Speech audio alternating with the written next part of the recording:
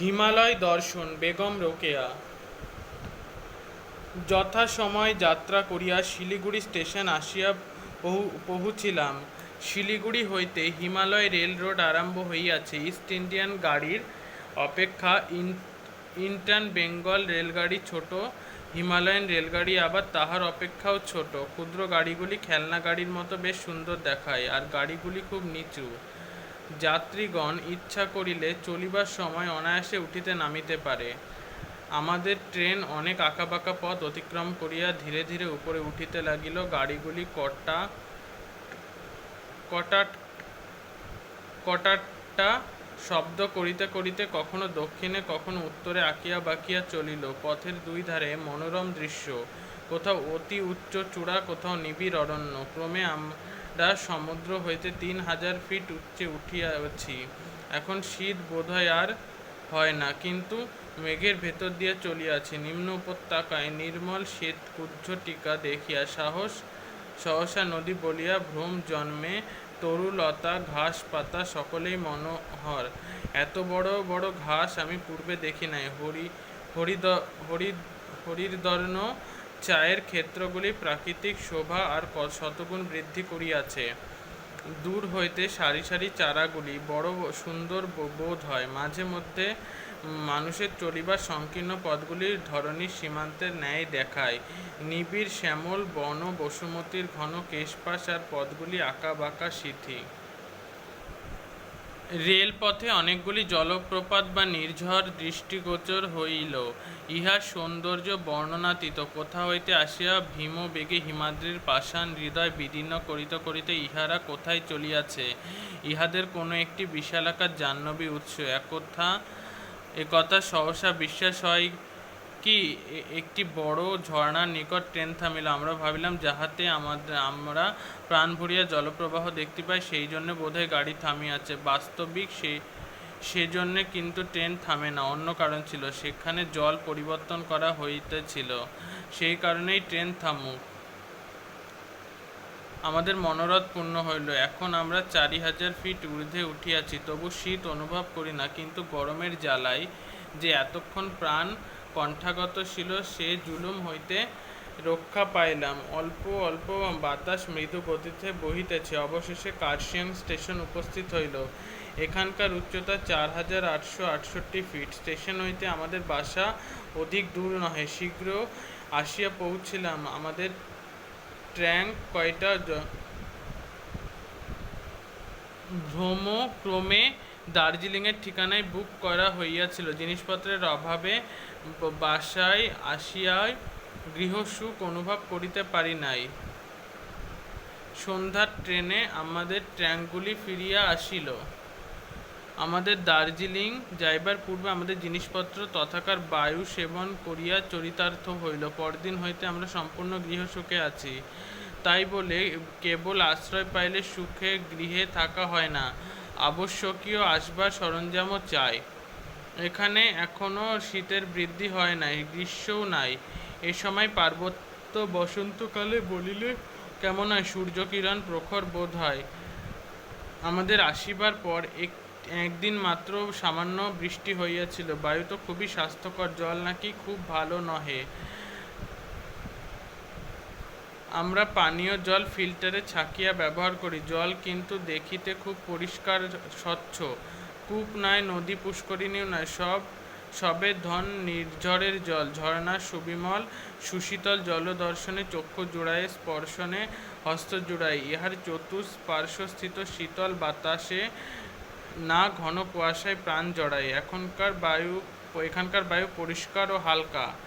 বায়ু এবং মেঘের লুকোচুরি খেলা দেখিতে চমৎকার। এই মেঘ এদিকে আছে, ওদিক হইতে বাতাস আসিল, মেঘখণ্ডকে তাড়াইয়া লইয়া চলিল। প্রতিদিন অস্তমান রবি বায়ু এবং মেঘ লইয়া মনোহর সৌন্দর্যের রাজ্য রচনা করে। পশ্চিম গগনে পাহাড়ের গায়ে তরল স্বর্ণ ঢালিয়া দেয়া হয়। অতঃপর খণ্ড খণ্ড সুকুমার মেঘগুলি সুকোমল অঙ্গে সুবর্ণ মাখিয়া বায়ুভরে ইতস্তত ছুটাছুটি করিতে থাকে। ইহাদের এই তামাশা দেখিতেই আমার সময় অতিবাহিত হয়। আত্মহারা হইয়া থাকি। আমি কোনো কাজ করিতে পারি না। মনে পড়ে একবার মহিলায় ঢেঁকির শাকের কথা পাঠ করিয়াছে। ঢেঁকির শাককে আমি ক্ষুদ্র গুল্ম বলিয়াই জানতাম। কেবল ভূতত্ত্ব গ্রন্থে পাঠ করেছিলাম যে কার্বনিফেরাস যুগে বড় বড় ঢেঁকি তরু ছিল, এবং সেই ঢেঁকি তরু সচক্ষে দেখিলাম, ভারী আনন্দ হইল। তরুবর 20-25 ফিট উচ্চ হইবে, কোনো কোনো স্থানে খুব নিবিড় বন। সুখের বিষয়ে বাঘ নাই, তাই নির্ভয়ে বেড়াইতে পারি। আমরা নির্জন বন্য পথেই বেড়াইতে ভালোবাসি। সর্প এবং চীনে যোগ আছে, এ পর্যন্ত সর্পের সহিত আমাদের সাক্ষাৎ হয় নাই, কেবল 2-3 বার যোগে রক্ত শোষণ করিয়াছে। এদেশের স্ত্রীলোকেরা যোগ দেখিলে ভয় পায় না।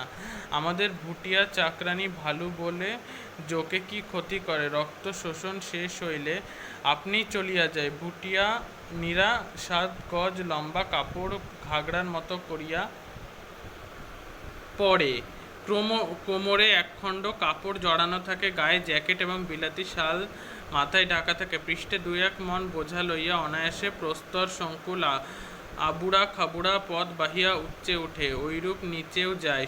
যে পথ দেখিয়া আমাদের সাহস গায়েব হয়, সেই পথে উহারা বোঝা লইয়া অবলীলাক্রমে ওঠে। মহিলার সম্পাদক মহাশয় আমাদের সম্বন্ধে একবার লিখিয়াছিলেন যে রমণী জাতি দুর্বল বলিয়া তাহাদের নাম অবলা। জিজ্ঞাসা করিয়া, এই ভুটিয়ানীরাও ওই অবলা জাতির অন্তর্গত নাকি? ইহারা উদরান্নের জন্য পুরুষদের প্রত্যাশী নয়, সমভাবে উপার্জন করে, বরং অধিকাংশ স্ত্রীলোক দিগকেই পাথর বহিতে দেখি। পুরুষরা বেশি বোঝা বহন করে না, অবলারা প্রস্তর বাহিয়া লইয়া যায়। সবলেরা পথে পাথর বিছাইয়া রাস্তা প্রস্তুত করে, সে কাজে বালক বালিকারাও যোগদান করে।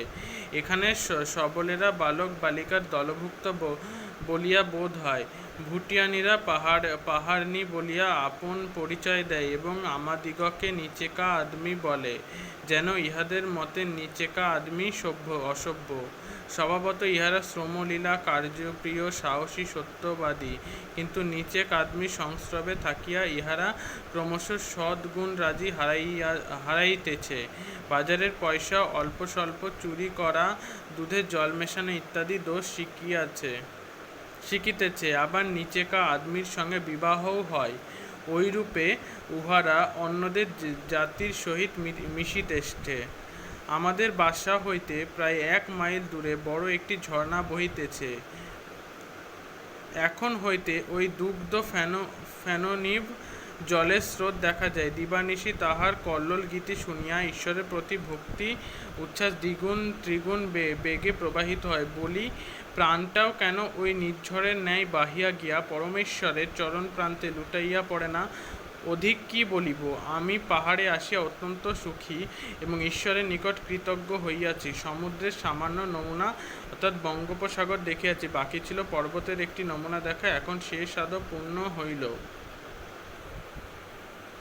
না। স্বাদ তো মিটে নাই, যত দেখি ততই দর্শন পিপাসা শতগুণ বাড়ে। কিন্তু কেবল 2টি চক্ষু দিয়াছে, তাহা দ্বারা কত দেখিব? প্রভু অনেকগুলি চক্ষু দেয় নাই। যত দেখি, যত ভাবি, তাহা ভাষায় ব্যক্ত করবার ক্ষমতা নেই। প্রত্যেকটি উচ্চ শৃঙ্গ, প্রত্যেকটি ঝর্ণা প্রথমে যেন বলে, আমায় দেখ, আমায় দেখ। যখন যাহাকে বিস্ময় বিস্ফারিত নয়নে দেখি, তখন তাহারা ঈষৎ হাস্যে ভ্রূকুটি করিয়া, আমাকে কি দেখো, আমার স্রষ্টাকে স্মরণ করো। ঠিক কথা, চিত্র দেখিয়া চিত্রকরের নৈপুণ্য বোঝা যায়, নতুবা নাম শুনিয়া কে কাহাকে চিনে। আমাদের জন্যে হিমালয়ের এই পাদদেশটুকু কত বৃহৎ, কত বিস্তৃত, কি মহান! আর সেই মহাশিল্পীর সৃষ্ট জগতে হিমালয় কত ক্ষুদ্র। বালুকাকণা বলিলেও বড় বলা হয়। আমাদের এমন সুন্দর চক্ষু কর্ণ মন লইয়া যদি আমরা স্রষ্টার গুণকীর্তন না করি, তবে কি কৃতঘ্নতা হয় না? মন মস্তিষ্ক প্রাণ লইয়া উপাসনা করিলে তবে তৃপ্তি হয়। কেবল টিয়া পাখির মতো কণ্ঠস্থ কতগুলি শব্দ উচ্চারণ করিলে উপাসনা হয় না। তদ্রূপ উপাসনায় প্রাণের আবেগ থাকে কই? প্রাকৃতিক সৌন্দর্য দর্শনকালে মন প্রাণ সতই সমস্বরে বলিয়া উঠে, ঈশ্বরই প্রশংসার যোগ্য, তিনি ধন্য। তখন এসব কথা মুখে উচ্চারণের প্রয়োজন হয় না।